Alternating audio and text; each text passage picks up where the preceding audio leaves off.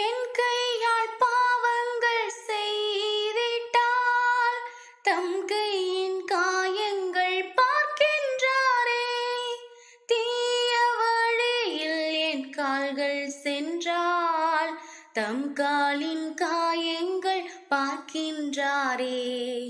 சிலுவை நாதர் இயேசுவின் பேரொளி வீசிடும் தூய கண்கள் என்னை நோக்கி பார்க்கின்றன, தம் காயங்களையும் பார்க்கின்றன.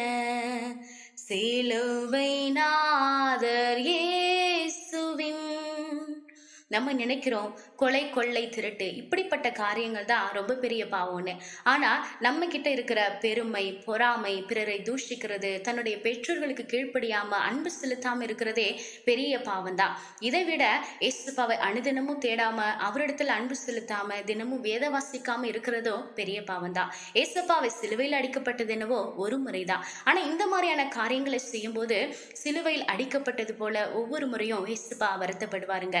வாழ போற இந்த ஒரு வாழ்க்கையில ஏசப்பாவுக்கு பிரியமா அவரை வருத்தப்படுத்தாம நம்ம வாழ பழகலாமே.